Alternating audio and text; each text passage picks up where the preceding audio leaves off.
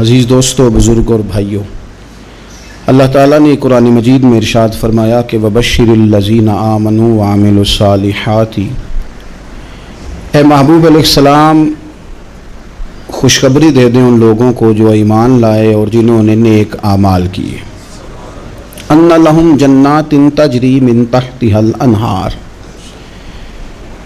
ان کے لیے جنت ہے اور جنت وہ ہے جس کے نیچے نہریں بہہ رہی ہیں۔ اللہ تبارک و تعالیٰ نے اپنے محبوب کریم صلی اللہ تعالیٰ علیہ وسلم کے غلاموں کو خوشخبری سنوائی، اور سنوائی بھی حضور کے مقدس لبہائے مبارکہ سے۔ آپ انہیں خوشخبری دے دیں کہ ان کے لیے جنت ہے، باغات ہیں، اور باغات وہ ہیں جن کے نیچے نہریں رواں دواں۔ لیکن کن لوگوں کو؟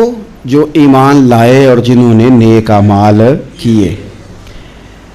کچھ نہ کچھ انسان کو نہ عمل کرنا چاہیے۔ وہ جو عمل ہے نا، کوئی بندہ اپنے عملوں سے جنت میں نہیں جائے گا، جنت میں خدا کے فضل سے جائے گا۔ لیکن یہ جو اعمال ہیں نا، یہ سبب بنیں گے اللہ کی رحمت کا، یہ ذریعہ بنیں گے خدا کے کرم کے متوجہ ہونے کا۔ جب ہم نیک اعمال کریں گے تو اس عمل کی وجہ سے رحمت ہوگی، اور وہ رحمت ہمیں اللہ کے قریب بھی لے جائے گی، اور اس رحمت کی برکت سے رب جنت بھی عطا فرمائے گا۔ ہمارے ہاں یہ ہوتا ہے کہ ہم زیادہ تر چیزوں کو تقریر سننے کی حد تک لیتے ہیں، اچھی نصیحت کا لطف ضرور حاصل کرتے ہیں، اچھے جملے کو اپنے دل میں اس کی فرحت ضرور محسوس کرتے ہیں، لیکن عمل کی طرف نہیں بڑھتے۔ اس کا نقصان یہ ہوتا ہے کہ یہ معاذ اللہ ایک باقاعدہ شعبہ بن جاتا ہے کہ میں نے بڑی خوبصورت تیار کر کے تراش خراش کر کے بات کرنی ہے، بڑی عمدہ کرنی ہے۔ اچھے اچھے ادیب تو پیدا ہوتے ہیں، اچھے خطیب، اچھے واعظ، اچھے سننے والے، داد دینے والے تو پیدا ہوتے ہیں، لیکن اگر عمل کا شوق نہ پیدا کیا جائے تو پھر باتیں نشستن گفتن برخاستن تک رہ جاتی ہیں، اس کا لطف نہیں آتا۔ پھر تو تقریریں ہو رہی ہیں، ہوتی ہیں اور ہوتی رہیں گی، نتیجہ کیا نکلا؟ جو آدمی کہتا ہے میں اتنے سالوں سے تقریر سن رہا ہوں، تو سوال یہ ہے کہ بھئی اتنا سننے کے بعد تم سمرے کتنا؟ سننے کا ایک ہی مقصد زندگی میں آپ سمجھ لیں کہ سننے کا مطلب سنورنا ہے، اور اگر آپ نے خیر کی بات سنی اور آپ سنورے ہی نہیں، میں آپ کو دعوت فکر دیتا ہوں۔ نبی پاک صلی اللہ تعالیٰ علیہ وسلم نے ارشاد فرمایا، ایک عورت تھی، طوائف تھی، ساری زندگی اس کی گناہوں میں گزری معاذ اللہ، پھر وہ ایک کنویں کے پاس سے گزر رہی تھی، ایک پیاسا کتا اس نے وہاں پیاس سے تڑپتے سسکتے دیکھا، اور پھر اس نے اپنے جوتے کو لٹکا کر اپنے دوپٹے کی مدد سے یا جیسے اس سے ممکن ہو سکا اس نے پانی نکالا، کتے کو پلایا، اللہ نے اس کی بخشش فرما دی۔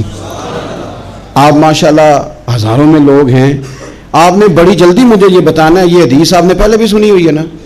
میرا خیال ہے کوئی بندہ نہیں رہا جس نے نہ سنی ہو، سنی ہوئی ہے نا ہم نے الحمدللہ۔ اتنے سارے بندے جو یہاں موجود ہیں انہوں نے سنی ہوئی ہے، تو ظاہر ہے امت مسلمہ میں جتنے لوگ ہیں ڈھیر ساروں نے یہ بات سنی ہوگی۔ لیکن میرا سوال یہ ہے، میں سڑکوں پہ روڈوں پہ سفر کرتا ہوں، ہم نے یہ حدیث درجنوں بار سنی کہ طوائف نے کتے کو پانی پلایا تو اس کی بخشش ہو گئی، لیکن حال یہ ہے کہ سڑک پر کسی گاڑی سے ٹکرا کر اگر کوئی کتا مر جاتا ہے، اب مر ہی گیا ہے، گاڑی والا، موٹر سائیکل والا، پجارو والا، بس والا کوئی اتنی جرت نہیں کرتا کہ لکڑی کے ساتھ، رسی کے ساتھ ہی پکڑ کے اسے سائیڈ پہ کر دے۔ اس سڑک پہ مرا ہوا پڑا رہتا ہے، یہاں تک کہ گاڑیوں کے ٹائروں کے ساتھ اس کا گوشت لگ لگ کے سڑک صاف ہوتی ہے۔ اس محبوب کے ماننے والے، جس محبوب نے بتایا کہ طوائف نے پانی پلایا تھا، اور ہمیں سمجھ بھی آ گئی اور حدیث پڑھ بھی لی اور سن بھی لی، پھر اس ملک کی جو مسلمانوں کا ملک ہے اس کی سڑکوں پر مرے ہوئے کتوں کو اٹھائے بھی کوئی نہ، اور زخمی کتا زخمی ہو ہی گیا ہے، اب اسے سڑک سے سائیڈ پہ ہی کر دیا جائے کم از کم، تاکہ اس کی اگر جان باقی ہے تو بچ جائے۔ تو پھر مجھے بتاؤ نا میرے دوستو، ہم نے کس لیے تقریریں سنی ہیں، کس لیے خطبے سنے ہیں؟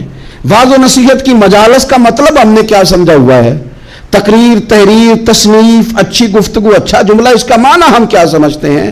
تو آج جو خوبصورت گھڑیاں شب برات کی صورت میں ہمیں نصیب ہونے جا رہی ہیں، اس سے پہلے اپنے دل میں یہ ارادہ کرو کہ رب کریم نے ہمیں جتنا دین کا فہم دیا ہے، سمجھ دی ہے، علم دیا ہے، ہم ارادہ کرتے ہیں اب ہم صرف سنیں گے نہیں، پڑھیں گے نہیں، صرف بیان ہی نہیں کریں گے، ہم عمل بھی کریں گے۔ کوئی تھوڑا سا نا عمل کا رستہ بھی تو میرے عزیز ہونا چاہیے۔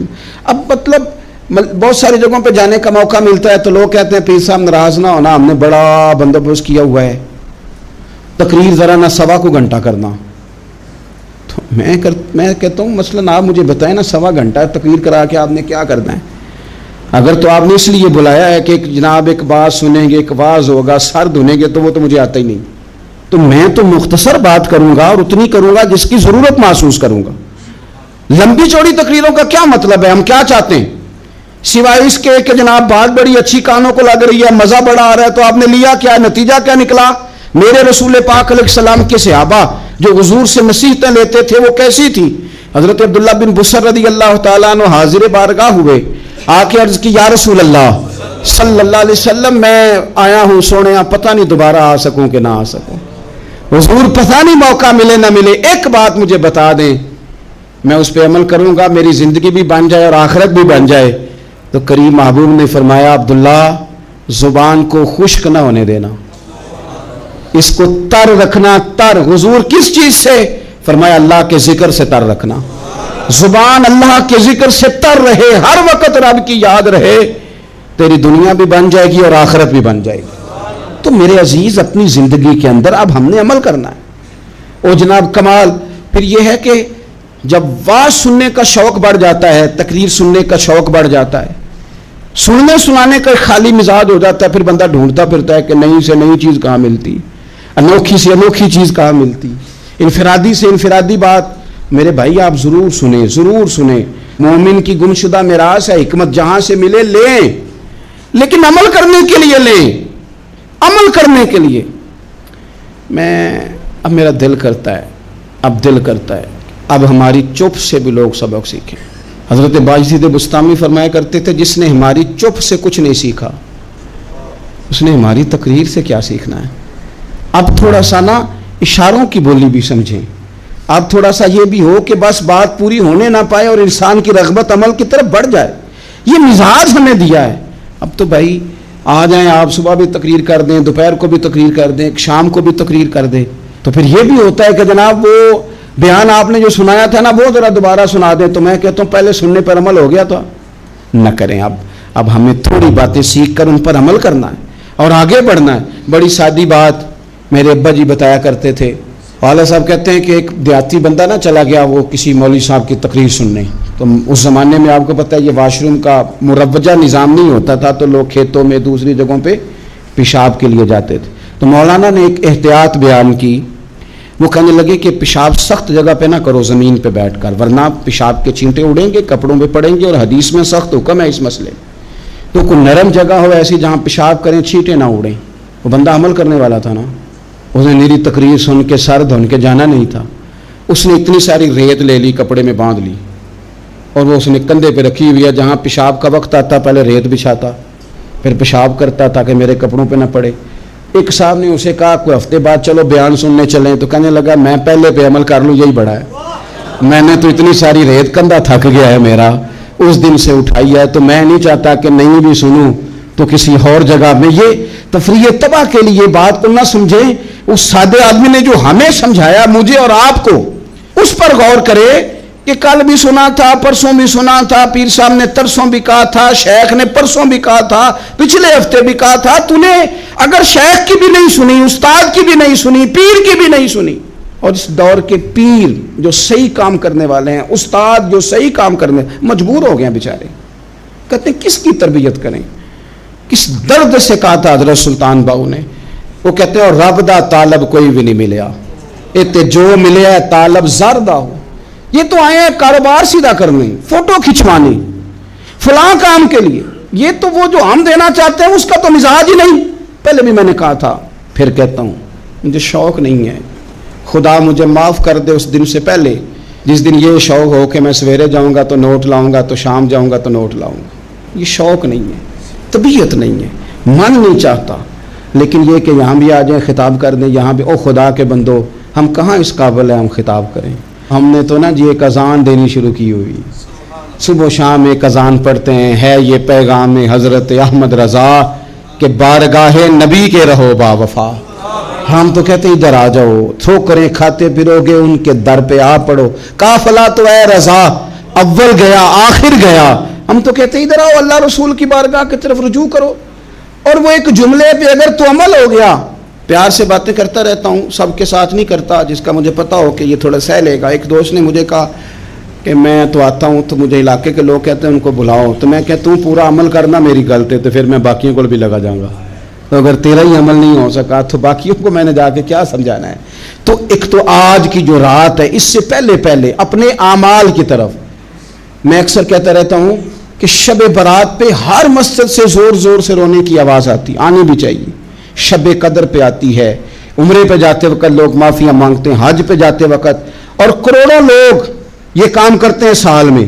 اگر 25 لاکھ 26 لاکھ آدمی یا 50 لاکھ آدمی حج کرتا ہے اور وہ جانے سے پہلے معافی مانگ کے گیا، توبہ کر کے گیا ہے، اور کروڑوں لوگ ہیں جو شب قدر میں ہیں، شب برات میں ہیں، اور انہوں نے کھول کے توبہ کی ہے، تو پھر میرے بھائی سویرے کرپشن ختم ہونی چاہیے نا ملک سے، سویرے 75% جھوٹ ختم ہونا چاہیے نا۔ ساری رات تو لوگوں نے توبہ کی تھی، صبح 80% حقوق العباد کا مسئلہ حل ہونا چاہیے تھا کہ نہیں ہونا چاہیے؟ صبح ملاوٹ بہت حد تک ملک سے ختم ہونی چاہیے۔ تو کیا ہم نے سمجھ لیا ہے؟ ہم نے یہ سمجھا ہے کہ شب برات پہ بھی بس ایک رسم ادا کرو، آؤ تھوڑی توبہ کرو چھٹی کر جاؤ، آئیے شب قدر تو توبہ کرو چھٹی کر جاؤ۔ کیا یہ ہم نے مطلب سمجھ لیا؟ حج کرنے گئے، رب کی بارگاہ میں حاضر ہوئے، رسول کریم کی بارگاہ سے بھی جو ہو کے آ جائے اور بدلے ہی نہ، وہاں تک جائے اور بدلے ہی نہ۔ مدینے گئے، کعبے گئے، کربلا گئے، جیسے گئے تھے گھوم پھر کے ویسے ہی آ گئے۔ نتیجہ کیا ہے؟ اپنی زندگی نتیجہ خیز بنائیں۔ آج اس خوبصورت موقع پر جب شب برات ہمارے سامنے کھڑی ہے، اپنے ذہن میں تہیہ کریں کہ اب ہم نے بدل جانا ہے۔ شوگر ہو جائے تو بدلنا پڑتا ہے، اللہ معاف کرے، چینی چھوڑنی پڑتی ہے، من پسند مٹھائیاں چھوڑنی پڑتی ہیں، بدلنا پڑتا ہے۔ بلڈ پریشر ہو جائے تو یارو بدلنا پڑتا ہے۔ اگر انسان کو خدا نہ خواستہ کوئی مرض لگ جائے تو بدلنا پڑتا ہے۔ اولاد پیدا ہو جائے تو بدلنا پڑتا ہے۔ گھر میں بیٹیاں پیدا ہو جائیں تو بوڑھے باپ کو بدلنا پڑتا ہے۔ بال سفید آ جائیں تو پھر بھی تو بدل جانا چاہیے نا۔ انسان کی عمر 40 سال ہو جائے تو پھر بھی تو بدل جانا چاہیے۔ شب برات پہ توبہ کرے تو پھر بھی تو بدل جانا چاہیے۔ اب بدل جائیں، اب ہم بدل جائیں۔ اب نہ درد ہوتی ہے، گاڑی میں بیٹھیں تو کمر پہ درد ہوتی ہے، اب ہم بدل جائیں۔ اب لوگ بتاتے ہیں تیرے بال سفید ہونے لگ گئے، اب ہم بدل جائیں۔ اب لوگ ہمیں کہتے ہیں بچے جوان ہو گئے، اب ہم بدل جائیں نا یارو۔ اب لوگ ہمیں کہتے ہیں کہ اوہو، اب تو آپ اٹھتے وقت زمین پہ پہلے ہاتھ رکھتے ہیں پھر اٹھتے ہیں، اب بدل نہ جائیں۔ اب محسوس ہوتا ہے کہ نیند گہری نہیں آتی، اب محسوس ہوتا ہے کہیں کہیں جسم میں تکلیف ہے، اب بدل نہ جائیں۔ اب نہ کئی کلاس فیلو چلے گئے دنیا چھوڑ کے، اب بدل نہ جائیں۔ اپنے بہن بھائیوں میں سے کئیوں کا جنازہ پڑا، بدل نہ جائیں۔ ہم میں سے کئیوں نے ماں باپ دفن کر دیے، پھول ڈال دیے قبروں پہ، بدل جائیں۔ اب وقت تھوڑا رہ گیا، اب کچھ تبدیلی کی طرف آئیں، اب توبہ صحیح والی کر لیں، اب استغفار دل سے پڑھ لیں، اب تبدیل ہو جائیں، اب اپنے اندر باہر کچھ تبدیلیاں لائیں، اب اپنے ظاہر اور باطن کو سنواریں۔ اب اللہ رسول کی بارگاہ میں جانا ہے نا، تو کوئی ایسا نہ ہو شرم آئے حضور کے سامنے کھڑے ہوتے، حیا آئے نبی کریم کی بارگاہ میں کھڑے ہوتے۔ اب کچھ تبدیلی لائیں، آج ارادہ کریں کہ آج جو توبہ کریں گے وہ صحیح والی کریں گے، آج جو وہاں استغفار کریں گے اللہ کے حضور حاضر ہو کے تو وہ صحیح والا کریں گے۔ اب کچھ تبدیلی کا مزاج لائیں۔ اور پھر ایک اور بات بھی عرض کروں، ہمارے ذاتی تعلقات سارے دھوکہ ہیں، ہماری جیبوں میں مال سارا دھوکہ ہے، ہمارے بلند و باغ دعوے سارے دھوکہ ہیں، ہمارے بڑے بڑے رتبے سارے دھوکہ ہیں۔ بڑے تعلقات تھے بیٹے کے، پر ماں بیمار تھی تو اسے صحت تو نہیں تعلقات کی وجہ سے مل سکی۔ بڑے تعلقات تھے نا بیٹے کے، لیکن جب بیماری زور پکڑ گئی تو پھر کیا کر سکا کوئی۔ بڑے تعلقات تھے، بڑا پیسہ تھا جیب میں، بڑا کچھ تھا، لیکن جب جناب اسرائیل آئے تو پھر کوئی کچھ بھی نہ کر سکا، پھر اپنے رہ گئے، اور جس کو جانا تھا وہ سب چلے گئے۔ تو یہ جتنی چیزیں ہیں نا، یہ کچھ نہیں ہیں، یہ دھوکہ ہے۔ सच सिर्फ अल्लाह रसूल की ज़ात है, हकीकत सिर्फ दीन है, असल सिर्फ वो बारगाहें हैं। धोखे में ना जिंदा रहो। छोड़ दो ये बात करनी के बड़े ताल्लुकात हैं, छोड़ दो ये बात करनी कि बड़ा पैसा है, छोड़ दो ये बात करनी कि बरादरी कबीले इलाके में बड़ा, और कुछ भी नहीं है। कुल्लु मन अलैहा फान, हुए नामवर बेनिशां कैसे कैसे। देखो ज़मीन खा गई, नौजवान कैसे कैसे। मैं मौलाना नूरानी की कब्र पे खड़ा था तो मैं कह रहा था, मकदूर हो तो खाक से पूछूं कि ऐ लईम, तूने वो गंज हाय गरा माया क्या किए? इतने इतने बड़े लोग तू ले गई, इतने इतने बड़े लोग, इतने इतने बड़े लोग कब्रों में किधर गए? सुल्तान महमूद गजनवी कहाँ हैं? शहाबुद्दीन गौरी कहाँ हैं? वो लोग जो मैदानों में आकर सिर्फ उनका नाम लिया जाता था तो दुनिया कांप जाती थी, वो कहाँ गए? उठ गए सब लोग, चले गए, खत्म हो गया मामला। वक्त अब हमारी तरफ बढ़ रहा है, अब तेजी है, अब पैगामे अजल आया, कई हमारे इर्द गिर्द से उठा के ले गया। अब हमें भी तो वापस लौटना है ना, तो कुछ तैयारी कर लें, कुछ इरादा कर लें। और बारगाह रब रसूल की इस तरह की है कि बस जाने की देर है, बस सिर्फ जाने की देर है, सिर्फ जाने की। और अल्लाह रसूल की बारगाह दोस्तों वो वाली है कि जहाँ ना ज़्यादा मिन्नत भी नहीं करनी पड़ती।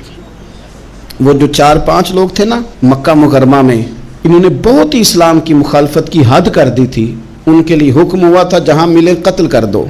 इकरमा थे, इब्ने क़त्ल थे, कुछ और लोग थे। तो पता है उनको किसी ने मशवरा क्या दिया था? किसी काफिर ने मशवरा दिया, पर पता सलाह क्या दी थी? उसने कहा था तुमने बड़ी ज़्यादतियाँ की हैं, बड़े बेअदब हो, किसी सहाबी के काबू ना आना, मार दिए जाओगे, अपनी ख़ताओं के सबब से तुम मार दिए जाओगे। लेकिन अगर किसी तरीके छुपते छुपाते रसूल पाक की बारगाह में पहुंच जाओ ना, अगर वहां किसी तरीके चले जाओ।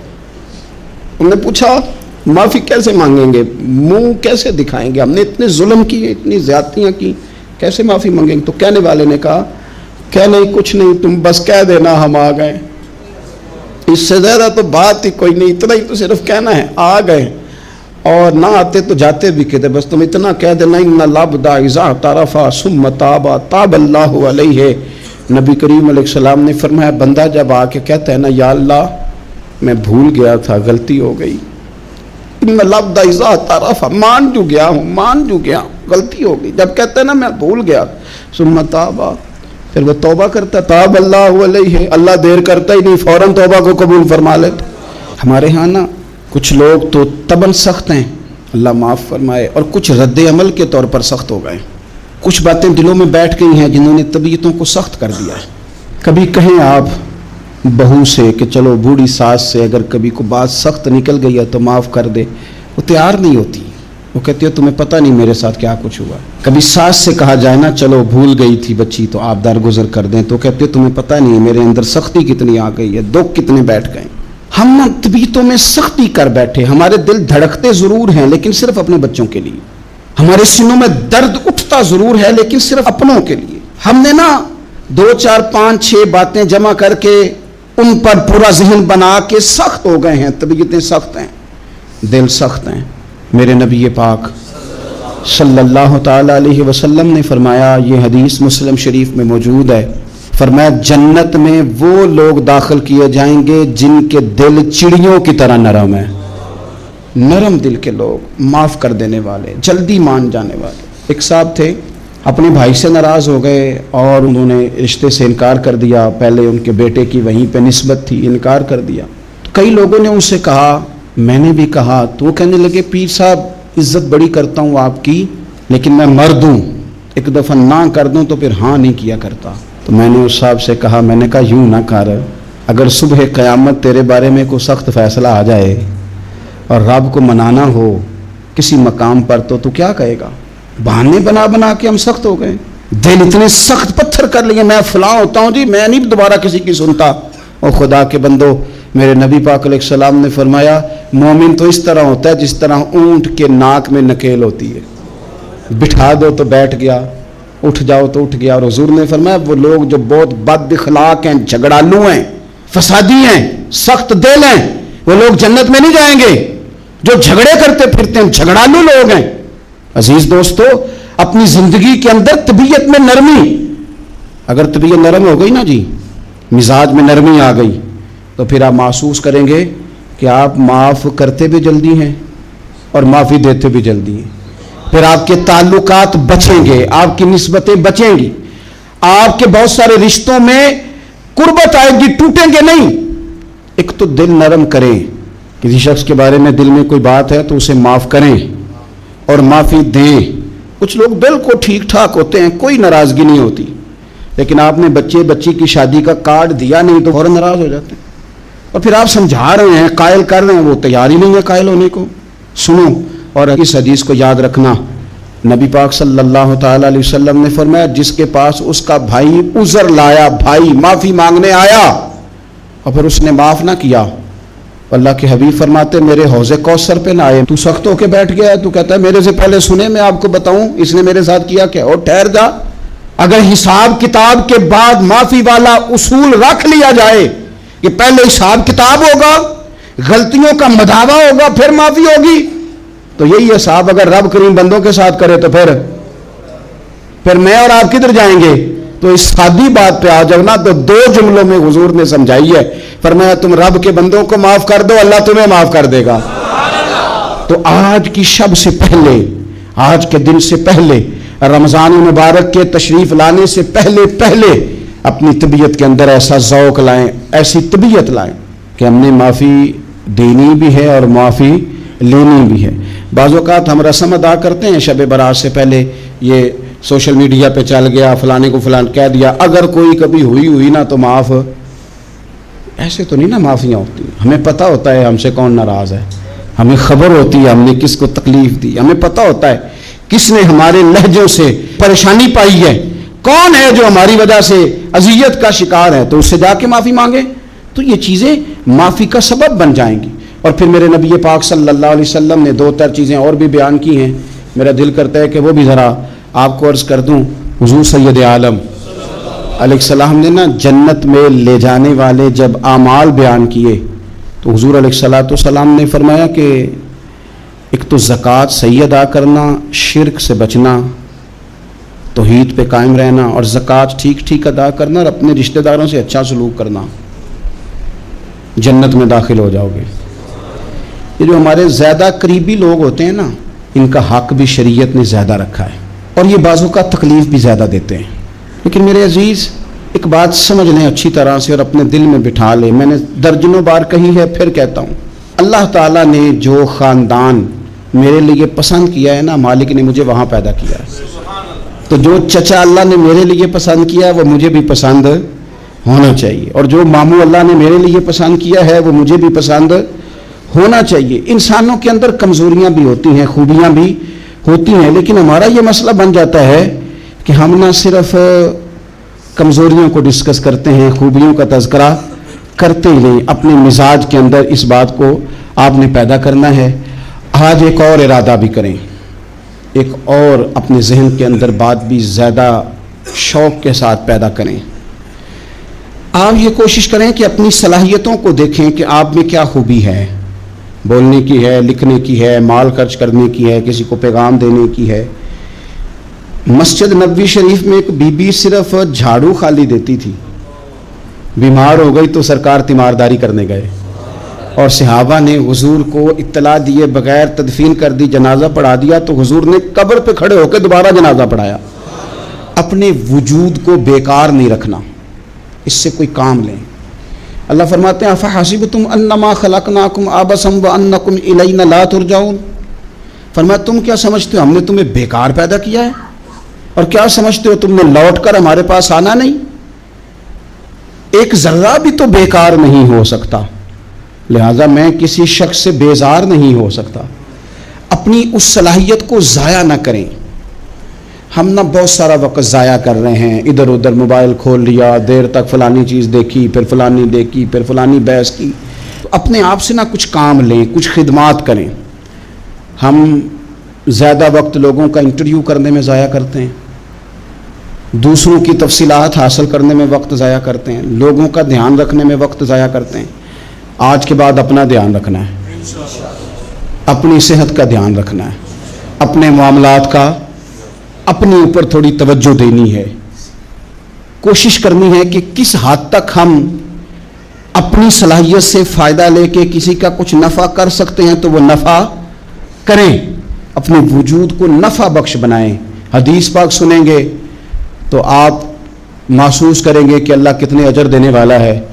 نبی پاک علیہ السلام نے فرمایا جس نے دین کے رستے میں اتنی دیر بھی قتال کیا، لڑا اتنی دیر جتنی دیر اونٹنی کا دودھ دھونے میں لگتی ہے، اتنا تھوڑا وقت بھی دین کے لیے اگر کوئی نکلا، جد و جہد کی، قتال کیا، لڑا، فرمایا اس بندے کو بھی اللہ جنت عطا فرما دے گا۔ اتنا تو کام کرے نا، اتنا تو کام کرے۔ اور حضور علیہ السلام نے رغبت دلائی، یعنی جتنا بھی عمل، حضور فرمانے لگے کسی عمل کو چھوٹا نہ سمجھنا، کچھ نہ ہو سکے تو اپنے بھائی سے مسکرا کے میلی لینا، اللہ اس پر بھی صدقے کا ثواب عطا کر دے گا۔ اور نبی پاک علیہ السلام نے فرمایا دوزخ سے بچ جاؤ صدقہ دے کے۔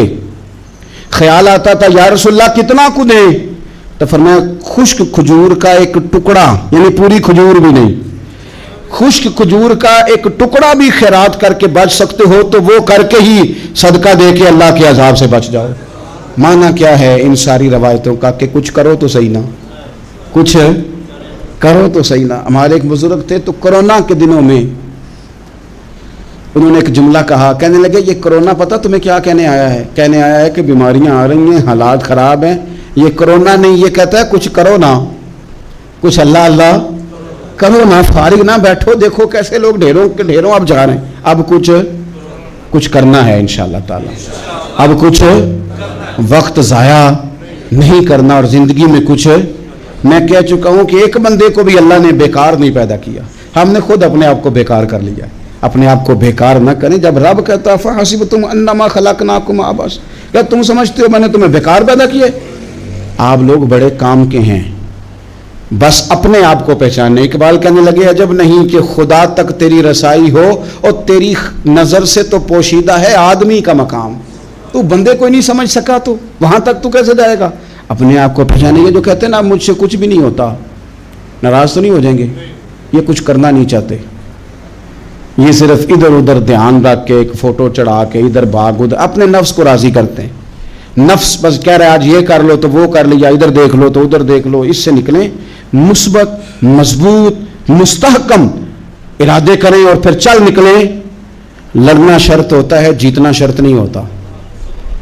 تاریخ یہ نہیں دیکھتی کہ جیتا کون کون، تاریخ یہ دیکھتی ہے کہ لڑا کون کون، میدان میں کون کون رہا۔ اللہ بدر میں کامیابیاں دیتا ہے، احد میں کئی دفعہ کہتا ہے واپس پلٹو، خندق آئے گی تو پھر کامیابیاں مل جائیں گی، خیبر آئے گا تو پھر کامیابیاں مل جائیں گی۔ تو اس لیے ہمیشہ جیتنا ہی ضروری نہیں، لڑنا ضروری ہے۔ ہمت کریں، کوشش کریں۔